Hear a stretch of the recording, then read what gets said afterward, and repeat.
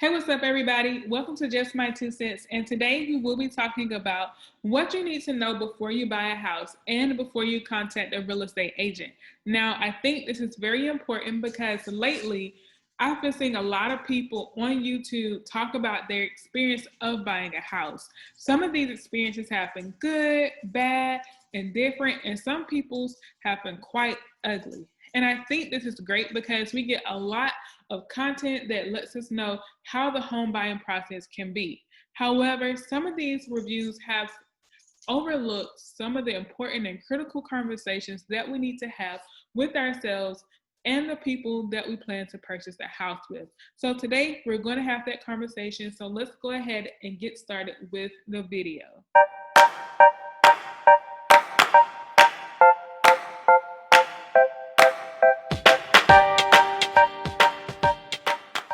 So the first thing you want to understand is that you cannot trust Zillow and Trulia and the estimates that it provides. And when I mean by you cannot trust the estimates, you have to understand that even though it might say you will be paying either about $1,700 for a house that costs that much or $1,300 for a house that costs that much, what you want to understand is that this does not account for the actual principal that the lender will come up with, the interest, the taxes, and the insurance. So this is off by a couple $100. Some people might even say it's off by at least $1,000 or so. However, you want to make sure that if you do have to find a house on there, that you go out and do your due diligence of research and figure out how much you might pay. Now, with this being said, you always want to overestimate than underestimate, because if you do that, you might have a better opportunity to have some wiggle room if you overestimate and say by how much ever, than if you underestimate, then you really figure out, well, I really can't afford this house, especially if you have really set your heart with moving forward with this process by, purchasing this house, and then you find out that you can't afford it and it's not really good on anybody's behalf. So make sure that you understand that from the jump. It's good to go on there and look at the pictures and probably look at the location and get all the specs and features of that. However, in regards to understanding how much you're going to pay, those are not the sites for you. The second thing you want to do is to understand that you need to visit the neighborhood at odd hours, meaning that what I would do when I was purchasing my house, I went early in the morning when people were going to school and work. I went in the afternoon during lunchtime. I would go after work. I went back at dusk, dark, and I went back at night when people thought everybody was gone home. And the reason I did that because I want to see what the neighborhood was like at those different types of hours. I want to see, if this was a neighborhood that had high crime, I want to see what the neighbors, how the noise level was. I want to see how the neighbors would react to one another. I wanted to see how the neighborhood was. And sometimes, even though they give you the specs and features of the neighborhood, I want to see the neighborhood for myself. And sometimes you can't do that when they know that they are going to have visitors. And it's kind of like when you're growing up and you on your best behavior when your mom and your dad are around. However, what happens when they go home at night or when you're not around them? So that's what I kind of want to do. And that's why I think it's important for you to do the same. So the third thing you want to do is to buy a house that already has neighbors. Now, some people who are looking to buy new construction, you won't have this liberty all the time to be able to buy a house that already have neighbors around you. However, this is something for you to consider. If you are moving into a neighborhood that's already established, but you see they might be building a new phase, or even if, you might be in a new construction area and they already have a house built. What I would do is probably go with the house that's already built that has some neighbors around me rather than trying to get into the new phase, because you don't necessarily want to be up at the crack of dawn every morning by a hammer and nails, and you have to worry about running over nails in the street sometimes, because I've seen that where they have decided to build new houses and you really don't want to deal with all that. Make sure that if you're fine with that, then that's what you want to do. But I would suggest buying a house that already have neighbors, especially beside you and in the front and in the back of you, so you don't have to deal with that. Also, just to share a quick story with you all, recently I've seen where people, and this kind of goes into making sure that you get your land surveyed too, but people thought that their plot was bigger than what it was, and it was actually a little bit smaller. And so what they decided to do was to build a house right beside their house. And so right now, their house is like almost neck and neck. I know this is not good to joke, but they can probably pass food from one window to the next with that house. And so it is important for you to make sure that you realize how big your plot is.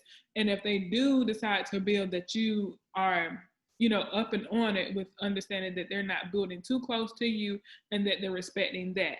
Now, with me and my house, and my neighbors, we already know, because when I moved in, I had neighbors on the side of me and at the front and the back of me. So we already know what the spacing issues are. And if you are a person who know that you don't want people all, close on you, like a townhouse, in regards to like, the house being like neck to neck, and you want some side yard, you want a front yard, and you want some backyard, you might want to consider that.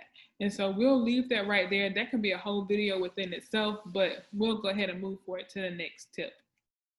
The next thing you want to realize is that you want to have an independent real estate agent. And the reason that you want to have an independent real estate agent, because sometimes when you're buying a house, especially in like a suburb area or a new construction area, they will have an agent on site. And this agent on site will try to persuade you, for a lack of a better word, persuade you to let them represent you. And what I decided to do, I said, no, I don't necessarily, I appreciate your service, but I have my own real estate agent. And we decided to go that route. Now, the reason I say this is because, as the Bible says, you can't serve two masters. And I put this into this terms of saying that I believe that there are some good real estate agents out there that can serve the customer and the person who's trying to sell the home. However, for my protection, I decided to go ahead and get somebody who was independent, who had no stake in this process, but other than protecting me and helping me through this process, rather than going with the agent on site who also worked for the company and then was trying to work for me. I was like, no, because I want to make sure that I'm getting the best deals as possible. I have somebody who can truly advocate for me when, whatever that process entails.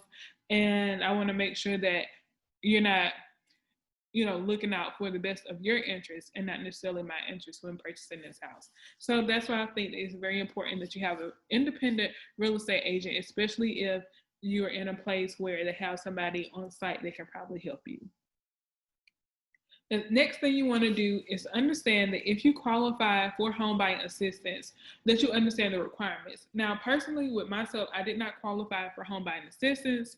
However, when I was discussing this with my lender, because y'all, I was really trying to get this home buying assistance. However, she told me that I did not necessarily want to go that route, and if I could pay upfront, so go ahead and do that. And she told me that because it's a lot of red lines, tape, and a whole bunch of hoops and hurdles. And these are my words, these are not hers, that you have to jump over in order for you to even meet the requirements for this. And even when you meet them, you still have to do things. For instance, like one of the home buying assistance programs was like, I have to stay in the house 10 years. If I don't stay in the house 10 years, then I have to pay it back. And then one of them was like, it's a second mortgage on the house.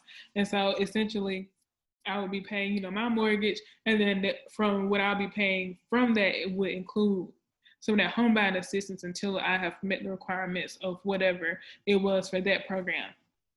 So it's a whole bunch of hoops and hurdles that you have to go through. And she, like you said at the beginning, if you don't have to go through that, if you can pay it up front, I would suggest doing that than for you to go through all of this. And she also said that sometimes when you go through these different programs, it can push the closing back. And not only can it push it back, but it can change your interest.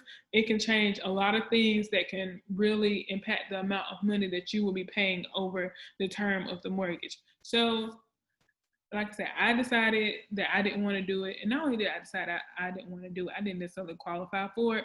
But if you happen to qualify for it, if you need that, then you want to make sure that you understand the requirements for it. If you know that you have to go to a class for 6 months, then you want to make sure that you go ahead and do that, because it's nothing worse than for you to qualify for a home buying assistance program, figure out that you have to take a 6 month class, and then you already have a home. So you know they're not going to hold that home for you. More likely than not, they're probably not going to hold that home for you. So for 6 months at least. So you need to make sure that on the front end, before you contact the real estate agent, before you even find a house, that you figure out, okay, if I do qualify for this and I have to take, this class, I'm gonna go ahead and do this before I even look for a house or before I even contact the real estate agent. So that once I, find a house that I like, I'll be able to move forward with the process. Because like I said, they're probably not going to hold a house for you for 6 months when they can probably sell it to somebody else for much quicker. So you will be able to find all this out by doing just a simple Google search and contacting your local government agencies. Also, I know I only said we'll be just discussing 5, but I did want to throw this in here as a bonus. Begin to save for your big move. And I say this because this was something I didn't necessarily think about until it was time for me to move. But, thankfully I had a family, and I had the amount of manpower needed in order for me to be able to move without either hiring a moving company, utilities where I stay, they just tack it onto your first bill, which comes about 60 days afterwards. And then you also want to account for furniture. You want to account for if you need internet. Like right now, everybody for the most part needs internet if you have to work remotely from home. So that was very important for me to go ahead and get, because when I bought the house, like y'all, seriously, like I closed that Friday, and on that Monday they shut everything down. So thankfully I was able to get internet in the house that Saturday, but that's a whole story within itself. Also, you want to make sure you have the appliances that you need. Sometimes one thing they do tell you when you are buying a house is that you don't need to go out and make huge purchases, such as like a refrigerator or a couch or whatever the case may or may not be, before you close, because it can throw off your closing, it can throw off your numbers and stuff. So you want to make sure that you don't do any of that. And so if you know that you will be purchasing your appliances, if they don't come with the house, like the day that let's say you close that Friday, and on that Friday evening you plan to go and purchase the refrigerator and stuff. So you need to make provisions to make sure you have access to food for that weekend. And if you need, make sure that you have money if you decide to eat out, because you won't have anywhere to store any kind of cold food. So you'll probably be eating out. So make sure you have money for that. And sometimes with all this going on now, the delivery times have been, extended. So making sure you have enough money to eat out those couple of days, or if you have a friend or a family member that can invite you over and don't mind having y'all over during this time, then that's something for you to think about too. So making sure that you begin to save for your big move before you even start this process is important. And that's as simple as opening up like a small savings account with your bank, and, just write a move on it, and then every month just put $50 in it, or, $100 in it, or whatever you feel comfortable. So this is pretty much all I want to talk about today in regards to what you need to think about before you buy a house and before you contact a real estate agent. Some people, they look over these things because they see them as small, they see them as minute, they see them as things that will kind of get worked out over the course, but you don't want to move into a house where you haven't checked out the neighborhood at night, because you don't want to move into, a neighborhood where at night the neighbors every night they come out and play guitars and drums and stuff and howl at the moon. Like, you want to make sure that your neighbors don't do that.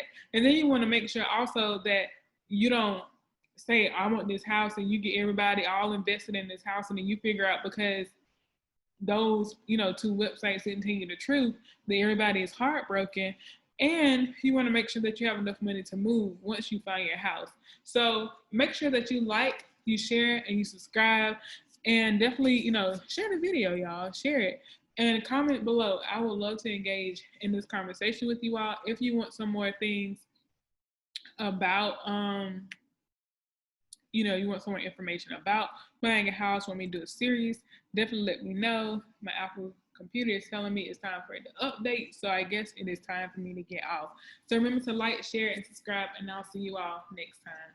Peace.